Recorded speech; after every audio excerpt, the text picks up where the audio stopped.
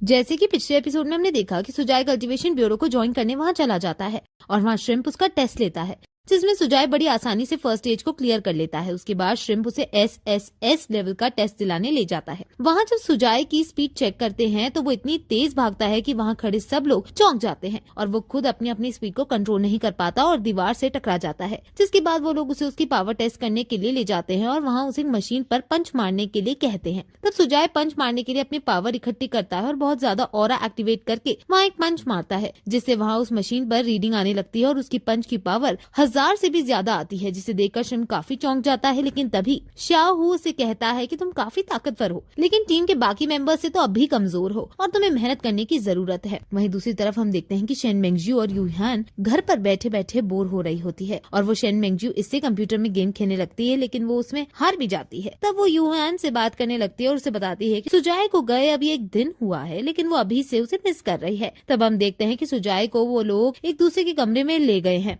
और वहाँ उसकी कल्टीवेशन एप्टीट्यूड को चेक करने के लिए वो टेस्ट करते हैं। इस टेस्ट में सुजाय को एक जगह बैठकर कल्टीवेशन करनी है और वो जितनी ज्यादा स्पिरिचुअल एनर्जी एब्जॉर्ब कर पाएगा उसकी सैलरी उतनी ज्यादा होगी, जिसे सुनकर सुजाय एक्साइट हो जाता है। फिर वो वहाँ कल्टीवेशन करने बैठ जाता है और वो लोग भी उस चेम्बर में एनर्जी देने के लिए 3 टॉप लेवल के स्पिरिचुअल स्टोन्स रख देते हैं, लेकिन सुजाय बहुत ही कम टाइम में उन तीनों स्टोन्स की एनर्जी एब्जॉर्ब कर लेता है, जिसके कारण उन्हें वहाँ और स्टोन्स रखने पड़ते हैं। अब सुजाय उन स्टोन्स को भी बहुत जल्दी एब्जॉर्ब कर रहा होता है और कल्टीवेशन ब्यूरो को स्टोन्स बढ़ाने पड़ते हैं, लेकिन उनके सारे स्टोन्स खत्म हो जाते हैं। तब सुजाय वहाँ मौजूद स्पिरिचुअल एनर्जी भी एब्जॉर्ब करने लगता है और शहर की सारी एनर्जी उसकी तरफ खींचने लगती है, जिसे देखकर सब लोग एक्साइटेड हो जाते हैं और कहते हैं कि क्या ये लेजेंडरी कल्टीवेशन जीनियस है जो अब हमारे साथ काम करेगा। तब जाओ हू श्रिम्प से सुजाय को SSS लेवल का टैग देने को कहता है। उसे कहता है कि सुजाय की सारी इन्फॉर्मेशन सीक्रेट रखी जाएगी और किसी को भी इसके बारे में पता नहीं लगना चाहिए। तब सुजाय वहाँ से बाहर आकर अपना कल्टीवेशन एप्टीट्यूड पूछता है तो जाओ हू उसे कुछ नहीं बता पाता,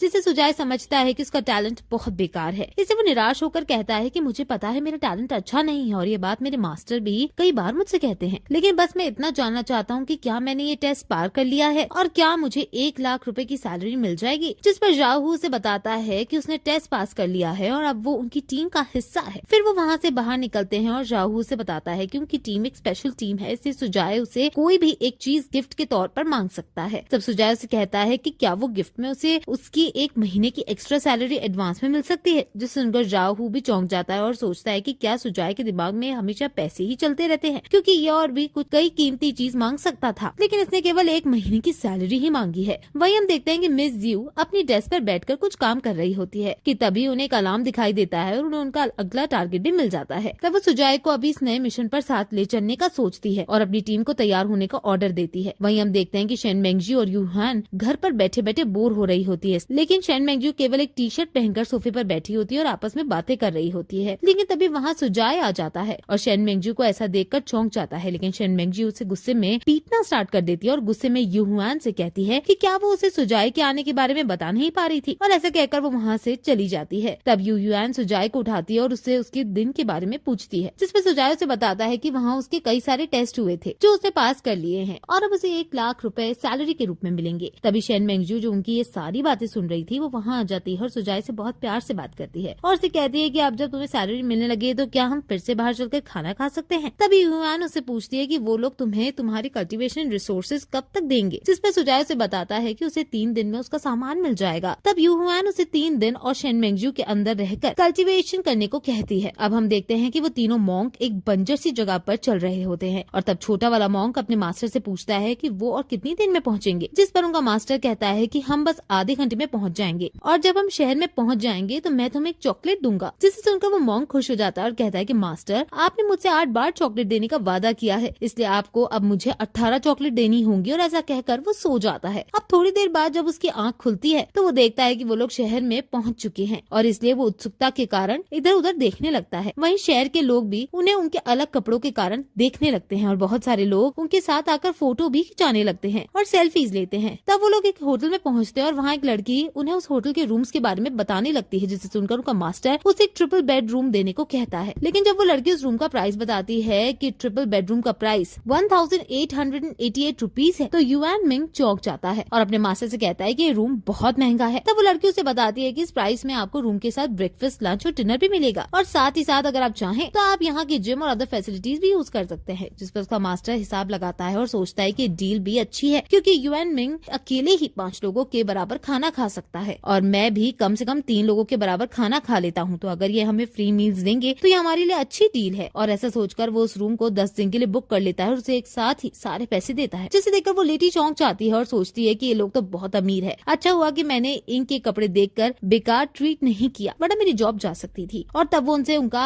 आई कार्ड मांगती है, जिस पर वो मॉन्क कंफ्यूज हो जाते हैं। तब वो उन्हें बताती है कि वो एक ब्लैक कार्ड होगा जिस पर आपका फोटो लगा होगा। तब युआन मिंग को याद आता है कि जब उसने जंगल में उन दोनों आदमियों को लूटा था, मतलब उन 2 विलन्स को हराया था, तो उसे उनके पास ऐसे ही 2 कार्ड मिले थे। तब वो अपने मैजिक से उन दोनों कार्ड पर लगी फोटो चेंज कर देता है, तो उस लड़की को वो कार्ड दे देता है, जिसके बाद वो लड़की उन्हें उनके रूम का रास्ता बताती है और उनके रूम तक ले जाती है। वहीं दूसरी तरफ हम देखते हैं कि सुजाय अपने कल्टीवेशन में लगा हुआ है और उसकी कल्टीवेशन स्पीड को देखकर वो दोनों लड़कियां सोचती है कि हमारे पास अब 50 से भी कम स्टोन्स बचे हैं और अगर ऐसा ही चलता रहा तो आगे सुजाय को दिक्कत आ सकती है। तब शेन मेंगजू कहती है कि सुजाय को उसके कल्टीवेशन के लिए बहुत सारे रिसोर्सेज की जरूरत पड़ती है, तो कहीं ऑर्गेनाइजेशन सुजाय को रिसोर्सेज देने के नाम पर पीछे तो नहीं हट जाएगी। तब यूहान उसे कहती है कि तुम टेंशन ना लो, क्योंकि सुजाय के टैलेंट को देखकर वो लोग इसे सारे रिसोर्सेज प्रोवाइड करेंगे। और वैसे भी हमें इस चीज की टेंशन लेनी चाहिए, क्योंकि सुजाय अपनी हेवनली ट्रिब्यूलेशन से कैसे बचेगा, क्योंकि जितना ज्यादा टाइम सुजाय को स्टेज पर लगेगा उसकी ट्रिब्यूलेशन उतनी ही कठिन होगी। तब शेन मेंगजू से कहती है कि इसके साथ ही हमें ट्रिब्यूलेशन के दौरान होने वाली एनर्जी लीकेज का भी कुछ सोचना होगा, क्योंकि सुजाय ने 2 सेट की टेक्निक्स यूज की है, तो उसकी ट्रिब्यूलेशन के दौरान बहुत ही ज्यादा एनर्जी डिस्टर्बेंस होगी और तब ऑल ड्रीम्स के लोगों को इसके बारे में पता लग जाएगा। तभी सुजाय अपनी आंखें खोलता है और उन्हें बताता है कि वो अपनी कल्टीवेशन में आगे बढ़ चुका है, जिसे सुनकर वो दोनों लड़कियां एक साथ उदास होते हुए कहती है कि उनके बचे हुए 50 स्टोन्स भी चले गए। तब उन्हें दुखी देखकर सुजाय कहता है कि जैसे ही उसे सैलरी मिलेगी वो उन दोनों को पार्टी देगा, और ये सुनकर शेन मेंगजू खुश हो जाती है और उसके स्टोन्स का 80% भी उसे मांग लेती है, जिससे सुजाय दुखी होकर वहीं रोने लगता है। तभी हम देखते हैं कि ऑल ड्रीम्स का वो मास्क वाला आदमी और अर्थ का वो सेलर जो कि उसका साथी था, वो दोनों भी उसी होटल में पहुंच जाते हैं और जहां वो तीनों मॉन्क रुके हुए थे। लेकिन उनके कपड़ों को देखकर वहां के लोग थोड़ा सोचने लगते हैं, लेकिन वो इसकी कोई चिंता किए बिना रिसेप्शन तक पहुंचते हैं। तब मास्क वाला आदमी उन दोनों के लिए 2 प्रेसिडेंशियल सूट बुक करने को कहता है, जो कि उस होटल के सबसे महंगे कमरे थे, और वो भी 10 दिन के लिए। ये सुनकर दूसरा आदमी चिढ़ जाता है और मास्क वाला आदमी से सीखता है कि 10 दिन में क्या होगा, हमें कम से कम उस लड़के को ढूंढने में 15 दिन लगेंगे और उसके बाद मुझे आराम करने के लिए भी कुछ दिन चाहिए। तब वो आदमी 20 दिन के लिए 2 रूम बुक कर लेता है, लेकिन वो मोटा आदमी तब भी शिकायत करने लगता है, जिससे वो मास्क वाला आदमी गुस्सा हो जाता है और लास्ट में गुस्से में वो 2 प्रेसिडेंशियल सूट पूरे महीने के लिए बुक करा लेता है। तब वो दोनों अपने रूम में चले जाते हैं और तब वो मास्क वाला आदमी उसे कहता है कि हमने तुम्हारे रिवॉर्ड के 80% रुपए पहले ही दे दिए हैं और तुम कब अपना काम स्टार्ट करोगे। जिस पर वो आदमी, जिसका नाम जैंग हैंशिंग होता है, वो शराब पीते हुए कहता है कि जब हमें पता चल चुका है कि वो इसी शहर में है, तो वो स्टार स्प्रिंग का मालिक अब हमसे बचकर नहीं भाग पाएगा। और इसी के साथ ये एपिसोड यहीं खत्म हो जाता है। इस एपिसोड की